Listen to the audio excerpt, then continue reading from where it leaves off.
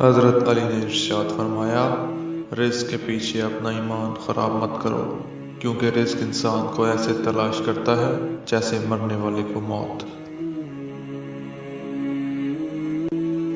انسان کی قدر و قیمت اس کی عقل سے ہے، نہ کہ اس کی شکل و صورت سے۔ اس کی ہمت و کوشش سے اس کا معیار جانا جاتا ہے، نہ کہ اس پہ جمع کردہ مال و دولت سے۔ ہر وہ شخص جس کی تمام کوشش پیٹ بھرنے کے لیے ہے، اس شخص کی قیمت اتنی ہی ہے جو اس کے پیٹ سے خارج ہوتی ہے۔ اپنی آخرت کے لیے اپنی دنیا سے حصہ مقرر کر لو۔ حضرت علی نے ارشاد فرمایا، کتنے ہی ڈھونڈنے والے نا امید ہو گئے اور کتنے ہی نہ ڈھونڈنے والوں کو روزی دی گئی ہے، لہٰذا حرص سے کام نہیں لینا چاہیے، کیونکہ خدا اپنا کام کرتا ہے۔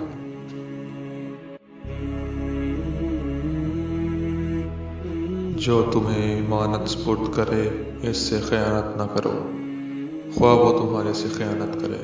اسی طرح اس کے راز کو فاش نہ کرو، خواہ وہ تمہارے راز کو فاش کر دے۔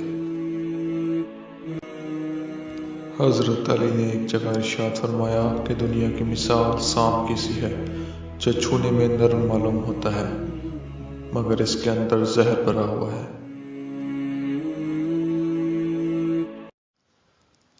حضرت علی نے ارشاد فرمایا، زندگی کے ہر موڑ پر صلح کرنا سیکھو، کیونکہ جھکتا وہی ہے جس میں جان ہوتی ہے، اکڑنا تو مردے کی پہچان ہوتی ہے۔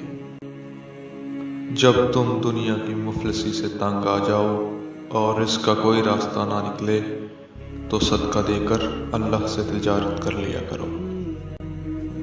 خوشگوار ترین زندگی اس شخص کی ہے جو اللہ تعالیٰ کے تقسیم کردہ رزق پر راضی ہو۔ حضرت امام علی نے ارشاد فرمایا، افضل ترین کاروبار یہ ہے کہ زیادہ سے زیادہ نیکیاں کمائی جائیں۔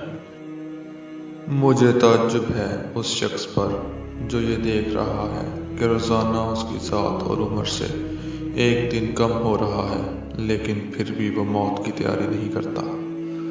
مجھے تعجب ہے اس شخص پر جو اللہ کے انتقام کی شدت کو جانتا ہے، پھر بھی گناہوں پر اصرار کرتا ہے۔